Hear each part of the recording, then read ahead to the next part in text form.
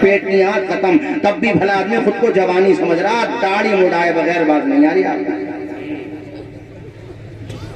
اور حجام سے بھی منہ میں ہوا بھر کے کہہ رہی ہے رہنا نہ جانا چاہیے ایک بھی اب میں کیا کہوں یار، جملہ کیا بولوں، ٹانگیں قبر میں کو جا رہی ہیں، بھلے آدمی کی سے کوئی یہ پوچھے کہ سین کٹوانے سے کوئی بیل جوان ہو جائے گا؟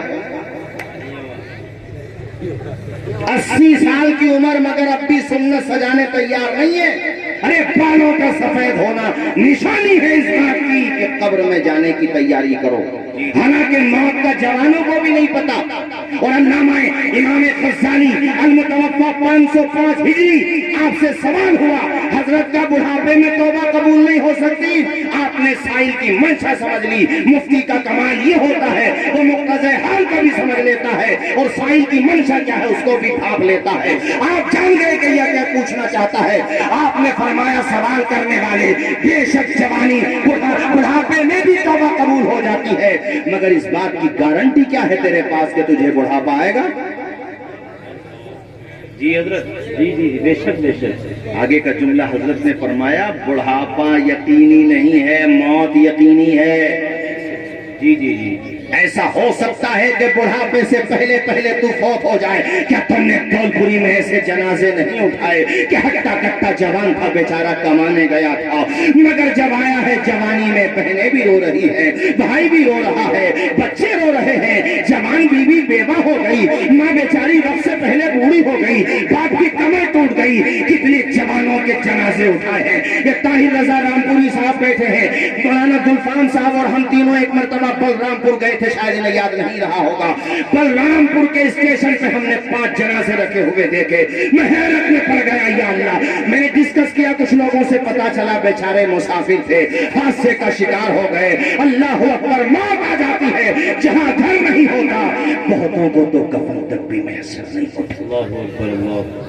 کہاں کے لال باغ میں ٹہل رہے ہو کہ بڑھاپے میں جا کے توبہ کریں گے؟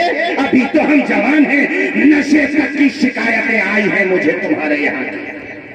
اور میں صرف تمہاری بستی کی بات نہیں کرتا، آس پاس کی بات نہیں کرتا، تمہارے یہاں سے مراد تھا ولیج، ٹاؤن ایریا۔ پہلے شہروں میں 1-2 آ جاتے تھے نظر، نشیڑی، جواری، سٹوری، کٹوری، یہ سب آ جاتے تھے۔ اب دیہاتوں میں بھی لوگ نشہ کرنے لگے ہیں، گھاس کا نشہ، جکشن کا نشہ، ٹیبلیٹ کا نشہ۔ مجھے تو حیرت ہوئی یہ جان کر کے کہ حضرت باز تو وہ ہیں کہ اگر وہ جکشن نہ لگائیں تو انہیں نیند نہیں آتی۔ ارے تجھے کیا ہو گیا؟ تو نشہ کرنے نہیں آیا تھا، یہ ناپاک چیزیں پینے نہیں آیا تھا۔ تیری تعریف تو وہ تھی کہ کٹے ہوئے سر سے قرآن کی تلاوت کر دیا۔ ماشاءاللہ، سبحان اللہ سبحان اللہ۔ جوان لڑکے ہمارے شراب پی رہے ہیں، جوان لڑکے۔ اب دیکھو جو واپس جیسے ہم جائیں گے نا اپنی سفر سے، میں بتاؤں کیا کیا عادتیں آئی ہیں مسلمان میں۔ ارے تعلیم پہ فوکس کرو۔ ایک لڑکا پون کمار اپنے یہاں کا، شاید اس کا ہے بلند شہر کا، اسی سال UPSC ایگزام نکالا۔ UPSC ایگزام مطلب IAS IPS بننے کے لیے سب سے نمبر 1 ایگزام اپنے انڈیا کا۔ پون کمار نام ہے، گھر پہ چھپڑ پڑا ہوا ہے، 17 یا 18 گھنٹے every day without any gap پڑھتا، دنیا کی باتوں سے دور ہو کے ایجوکیشن پہ محنت کرتا، سنگھرش کرتا، رات دن محنت کرتا۔ اور یاد رکھو، کشتیاں جب لہروں سے ٹکراتی ہیں کنارے پہ پہنچ ہی جاتی ہیں، دانا جب خاک میں ملتا ہے گلے گلزار بن ہی جاتا ہے۔ مٹا دے اپنی ہستی کو اگر کچھ مرتبہ چاہے کہ دانا خاک میں مل کر گلے گلزار ہوتا ہے۔ بے شک زندہ باد۔ مٹی کا برتن بھی پہلے دھن پہ تپتا ہے، تب خوب کھنکتا ہے، اور سورج جیسا بننا ہے تو سورج جیسا جلنا ہوگا، ندیوں سے آدر پانا ہے تو پروت چھوڑ نکلنا ہوگا۔ ہم آدم کے بیٹے ہیں، کیوں سوچے راستہ سرل ہوگا، کچھ زیادہ وقت لگے گا پر سنگھرش ضرور سفل۔ جی حضرت، بے شک محنت کرو۔ پون کمار UPSC ایگزام اس نے فائنل نکال لیا، وہ ہو گیا کامیاب اچھے نمبروں سے۔ پترکار اس کے گھر پہ پہنچ گئے تو اس کی ماں کو یہ بھی نہیں پتا UPSC کیا چیز ہوتی ہے، اسے بیچاری کو تو نام کی اسپیلنگ معلوم نہیں ہوتی ہے، اس کو موبائل کی ضرورت تھی۔ ماں نے محنت کی، باپ نے محنت کی، اس کی بہن نے تب جا کر کے 3500 روپے کا سیکنڈ ہینڈ موبائل دیا۔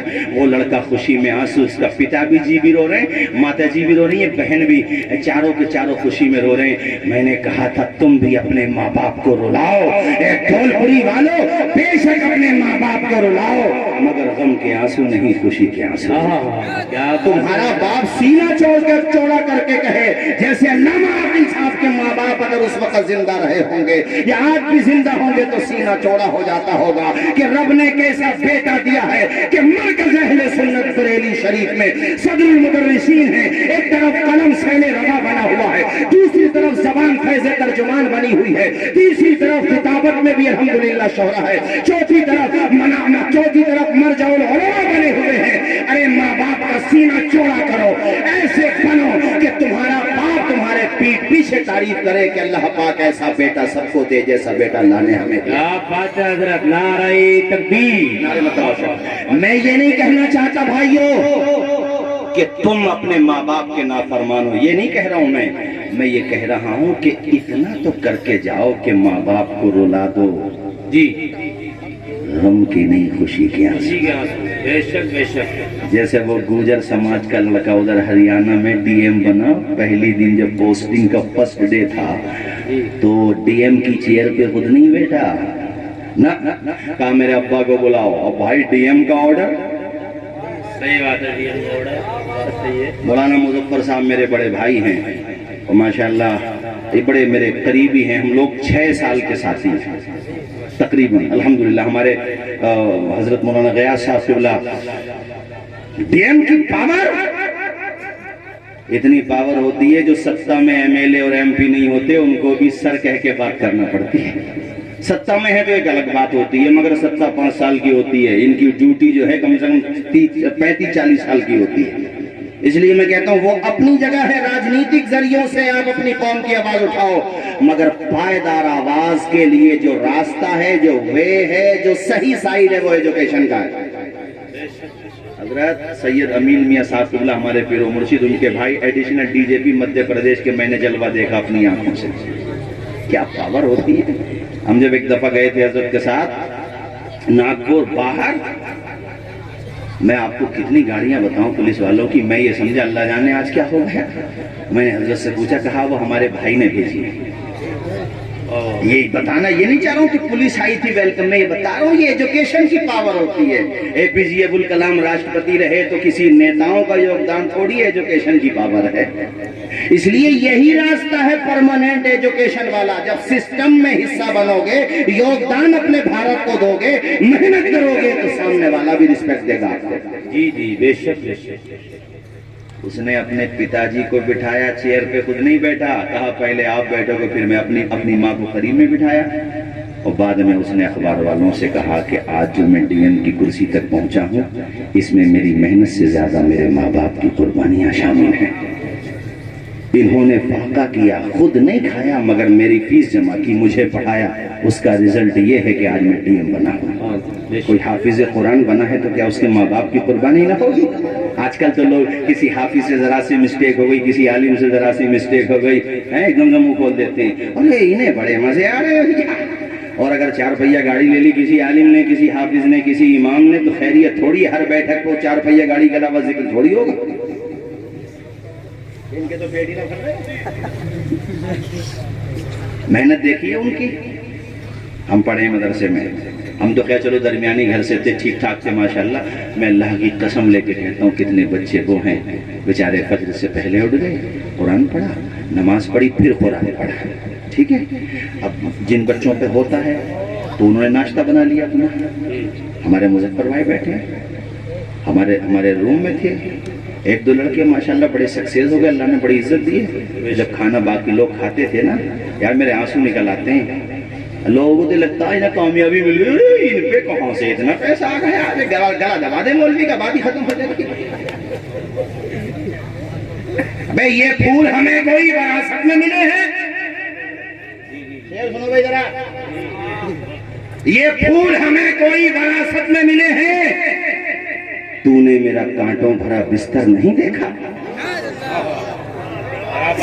क्या